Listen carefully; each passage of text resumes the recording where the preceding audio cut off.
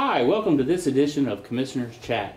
I'm Commissioner Mike McKay, where we discuss Allegany County economic development opportunities, strengths, and weaknesses, where we interview businesses that are either expanding or starting new in Allegany County. I thought I'd take this time to introduce Mr. Blaine Young, Commissioner Blaine Young from Frederick County, who happens to be a member of the Maryland Counties Coalition. Welcome, sir. Thank you very much. Yes, sir. Good to see you. Good to see you. I was wondering if you could tell us a little bit about the history of the Rural County Coalition and how it came about, and maybe some of your thoughts coming from Frederick County.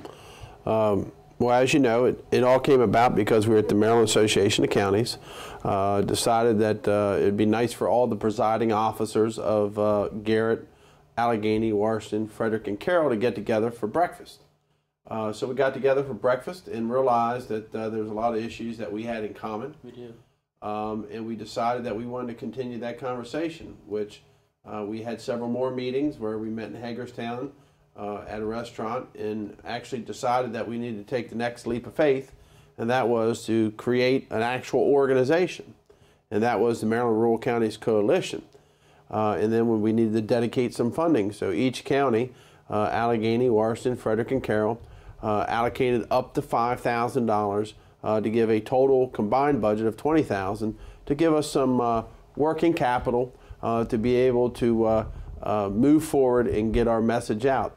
As I always said, it's the who, what, when, and where, why. I named the counties. The purpose why was because there were issues with land development that is very important to business, economic growth, that were being put forward by the state and our governor, such as Plan Maryland, septic legislation, also stormwater issues. So that was the purpose. When, obviously, is the legislative session. We wanted to make sure that our voices were being heard and that we had a seat at the table collectively when we went to Annapolis. Now, of course, we'd rather not have to deal with any of these issues, but they were a reality.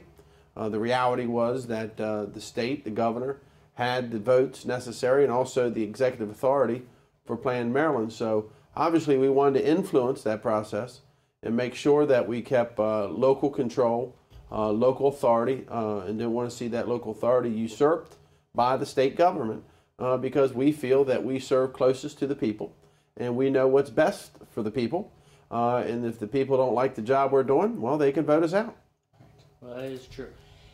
With economic development, how do you see Plan Maryland or the septics? How would it have affected economic development in Frederick County?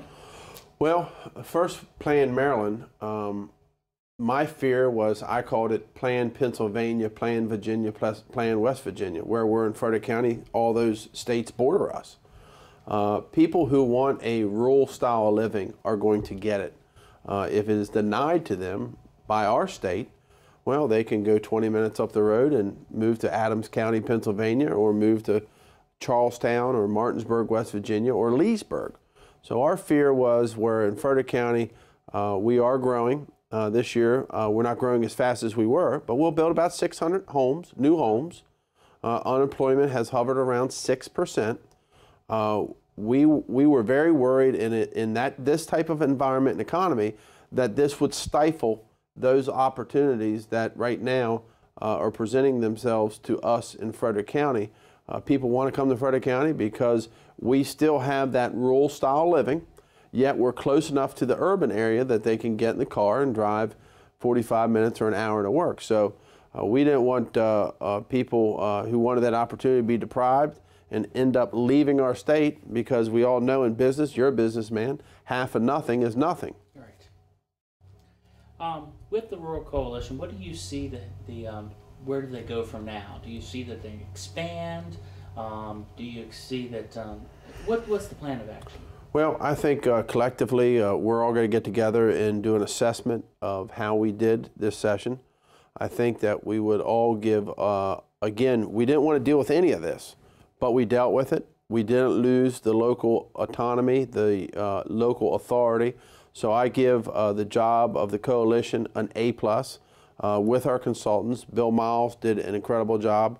I can't thank you and Commissioner Valentine enough for continually being in Annapolis, being at these hearings, being at the MACO meetings, to make sure that our voices were heard. It was a collective effort. We're county commissioners. We don't have a county executive in Frederick County, neither do you. Any of the counties in the coalition does not. We're business owners. So we can't just get up and leave. So we had to do this collectively together as a group of rural county commissioners also. Where I see it going forward, we were able to get Cecil to join.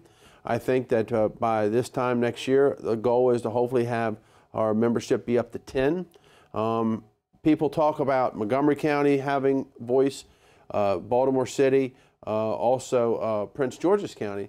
Well, our coalition right now has about 600,000 Marylanders, which is equivalent, close to Baltimore City. If we can get maybe 5 more people to join and maybe get up to close to 1 million people, that makes eyes perk and people start listening. So we're going to really focus on the southern Maryland, the eastern shore counties, and try to get them to join. And it's all about having a seat at the table and having our voice being respected and heard.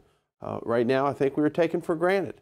And we were taken for granted because obviously we don't have time to drop everything and go to Annapolis. But through all these counties, we always made sure these meetings were covered. And we did that as a we effort. It wasn't an I effort. You know, it is interesting that the coalition, whatever the issue was, it was an issue that weaved through all the different counties. So it was not an issue that was just for Frederick or for Allegany. There's been some people that say, hey, we elect people to go down to Annapolis with our senators and our delegates. They're the ones that are actually supposed to be representing us. What say you? I agree with that. They are our representatives, and we need to assist them.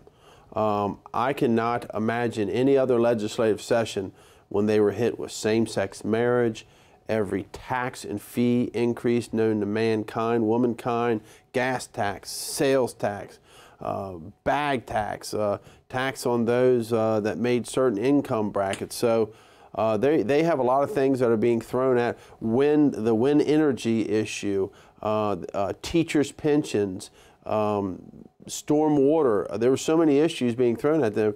We have to make sure that we could parse out what was important to us and make sure we could arm our legislators with the information that they needed, so when they were in committee that they have the correct information, because you got to remember a lot of them aren't on the winning side, so they don't have the staff and the assistants that they need to make sure that they're armed with the correct information so they can fight the good fight for us while they're in committee and we're testifying.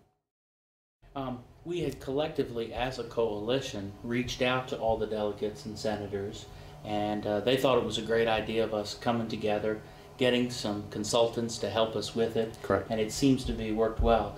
I think it was Delegate Wendell Beitzel said that without the Rural Coalition, they would not have been as successful to defang Planned Maryland and dealing with the septics and all that kind of stuff. So it seems to have been a positive for up here. And we look forward to talking about being part of the coalition as going forward. I understand Frederick's already approved their budget and it was in there.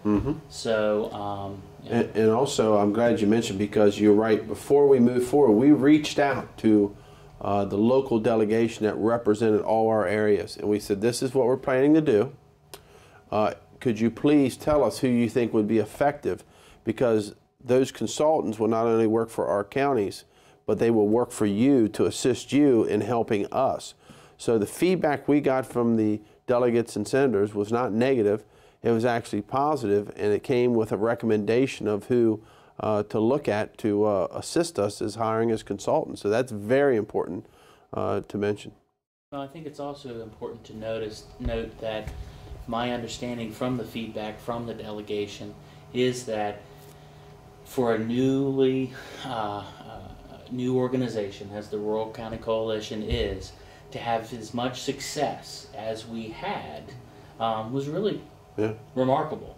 And I think it's been very interesting that the coalition worked together as a team.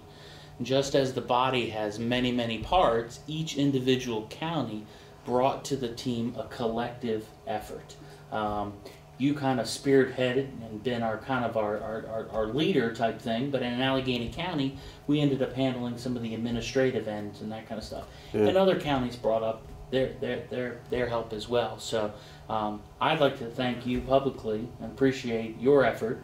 I know that through this coalition, we as commissioners are able to talk to each other and talk about the success stories that are going on in Frederick County. Yep. The success stories that are working in Allegany County, and more especially going back to economic development.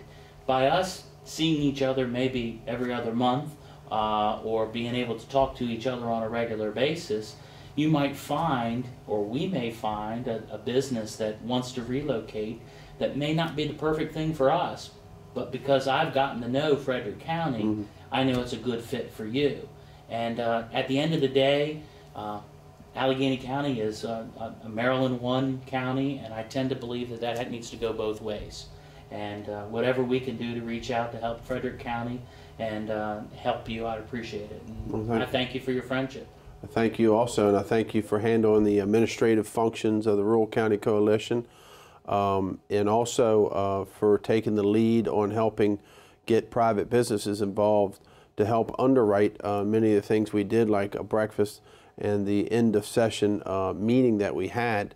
You know, the real success of the Rural Counties Coalition is the fact that these counties now, we all know each other. We did not know each other when it started. We know each and every board and who serves on that board. We know delegates and senators from those jurisdictions. Plus, we got to meet a lot of delegates and senators from other jurisdictions and built great relationships with them.